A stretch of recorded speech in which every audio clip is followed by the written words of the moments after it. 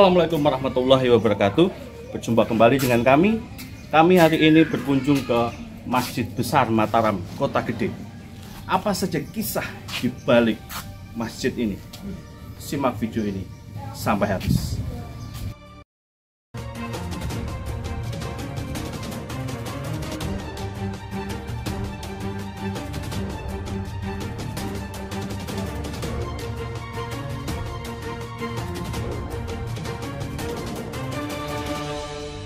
Sutawijaya yang baru saja menyelesaikan semedinya di pantai selatan itu terhenyak dengan kemunculan tiba-tiba Sunan Kalijaga. Sunan Kalijaga seolah sudah menunggu di hadapannya untuk membicarakan banyak hal. Sutawijaya saat itu sedang menjalani tirakat untuk meminta petunjuk dari Tuhan agar dirinya mampu menjadi penguasa di tanah Jawa. Melihat Sunan Kalijaga, Sutawijaya kemudian berlutut menghaturkan sembah bakti. Keinginan Sutawijaya untuk menguasai tanah Jawa adalah langkah yang berat. Pasalnya, dirinya harus melangkahi ayah angkatnya sendiri, yakni Sultan Hadiwijaya yang saat itu sedang bertahta di Pajang. Oleh karena jalannya yang terjal tersebut, Sunan Kalijaga harus memberikan banyak nasihat kepada Sutawijaya agar kelak perpindahan kekuasaan berjalan dengan semestinya.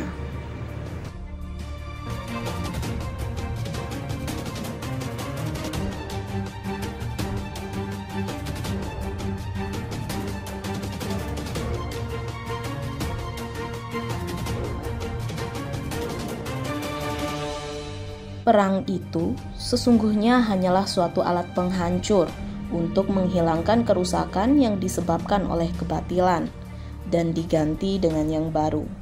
Timbulnya suatu peradaban itu adalah karena perombakan dar yang silam yang manusia rusak sendiri. Agama Islam lahir sebagai agama penutup. Tidak akan ada lagi agama yang diridhoi oleh Allah selain agama Islam. Kitab suci Al-Quran lahir sebagai penutup dan pelengkap dari semua kitab suci sebelumnya, yaitu Taurat, Zabur, dan Injil. Memang sudah menjadi takdir yang maha kuasa kalau semua pemeluk kitab sebelum Al-Quran itu akan selalu memusuhi para pemeluk agama Islam jika mereka menolak untuk masuk Islam. Dan di antara para pemeluk Islam pun akan selalu muncul perbedaan. Hal itu dikarenakan terbatasnya daya berpikir manusia yang tidak akan pernah bisa menyingkap takdir ilahi. Kata Sunan Kalijaga yang saat itu sedang duduk di atas sebuah batu.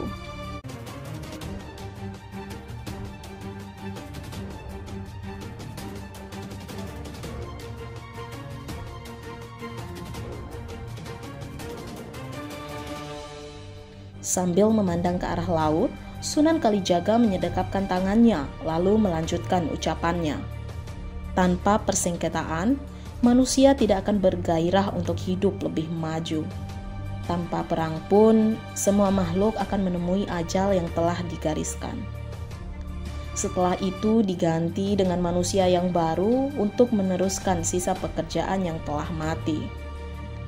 Demikianlah seterusnya alam raya yang terus berputar bergerak tak pernah diam. Demikian pula pikiran manusia, setiap detik bergerak terus tak pernah berhenti. Manusia sebagai tempat roh akan mengalami masa bayi, kanak-kanak, dewasa sampai kemudian mati. Bagi yang tawakal berserah diri kepada Gusti Allah tidak akan goncang hatinya. Walaupun tidak perang, alam akan merusak dan menghancurkan kehidupan agar manusia menjadi sadar bahwa dia tidak berkuasa atas apa-apa di dunia ini. Pandanglah kehidupan di sekitar Kesultanan Pajang, anakku. Mereka itu adalah manusia-manusia yang tidak menyadari asalnya dan diperbudak oleh hayalan. Perjalanan hidup manusia tidak bisa tetap, bagaikan alam, ada terang, ada gelap, ada panas dan ada dingin. Berubah-ubah sesuai kehendak yang maha kuasa. Usia hidup di alam kasar ini tak ubahnya seperti kedipan mata cepatnya bila dibandingkan dengan usia alam yang berjuta-juta tahun lamanya. Oleh sebab itu, terimalah segala derita ataupun semua cobaan dengan ikhlas, nerima kepada yang telah digariskan oleh Gusti Allah.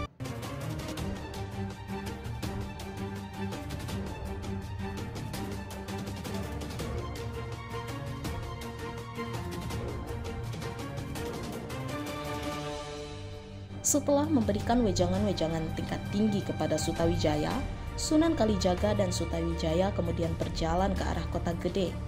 Setelah sampai, Sunan Kalijaga memerintahkan Senopati untuk memagari rumahnya dan membangun tembok dari batu bata di sekitar Kota Gede dengan memberikan petunjuk lewat air doanya.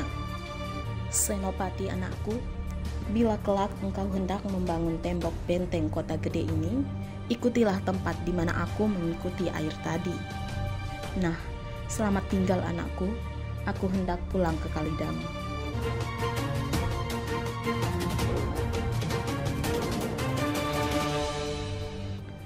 Senopati lalu membangun tembok kota mengikuti saran yang Sunan Kalijaga sampaikan. Wejangan itu pun diresapinya hingga kelak tiba saatnya ia menjadi raja sekaligus penyebar agama Islam di tanah Jawa ini. Di Kota Gede inilah Sutawijaya menancapkan corak nyata dari kekuasaannya dengan warna Islam. Atas perintah Sunan Kalijaga, Sutawijaya yang kemudian bergelar Panembahan Senopati tersebut membangun Masjid Agung. Masjid yang dibangun dengan kebersamaan dan toleransi umat beragama saat itu. Umat yang masih memeluk agama Hindu saat itu membantu pembangunan benteng masjid, sehingga corak benteng di masjid tersebut sangat kental dengan aroma Majapahit yang melambangkan kekuasaan Hindu-Buddha saat itu. Kemudian umat Islam bertugas membangun masjid. Meski begitu, perjalanan Panembahan Senopati yang menjadi suksesor penguasa di tanah Jawa tetap diwarnai oleh pemberontakan-pemberontakan dari sisa-sisa para adipati Majapahit. Cerita ini kemudian diangkat dalam sebuah bingkai cerita yang penuh sanepan atau perlambangan. Cerita yang kemudian melegenda sampai saat ini adalah cerita tentang Mak Lampir atau misteri Gunung Merapi.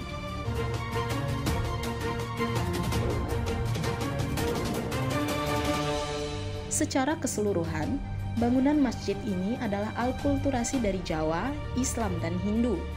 Salah satu corak Hindu yang ada di masjid ini ialah gapura berbentuk pura.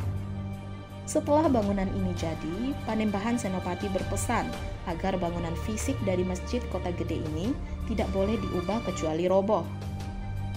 Dan benar saja, bangunan ini dari dahulu hingga masuk ke zaman modern pun tetap terjaga keasliannya. Hanya saja pada tahun 1611, bangunan masjid ini ditambah dengan serambi dan halaman. Jika ketika awal dibangun hanya berbentuk masjid biasa tanpa serambi dan halaman, kemudian di masa Sultan Agung masjid itu ditambah dengan serambi dan halaman. Dipertahankannya corak alkulturasi juga bertujuan untuk menyebarkan agama Islam, mengingat pada saat itu mayoritas masyarakat masih banyak menganut aliran kepercayaan. Pada saat itu, masyarakat sulit menerima ajaran Islam. Penyebaran agama Islam dengan pendekatan budaya inilah yang digunakan dan menjadi ciri khas dari Sunan Kalijaga. Hingga pada akhirnya juga diterapkan dalam menyebarkan agama Islam di tanah Mataram. Selain menjadi simbol kokohnya Islam di tanah Jawa, Masjid Agung Mataram Kota Gede ini menjadi simbol kebersamaan dalam keberagaman yang sering kita sebut dengan Bhinneka Tunggal Ika. Jauh sebelum Indonesia berdiri, Nusantara adalah wujud dari kebersamaan yang sungguh sangat indah.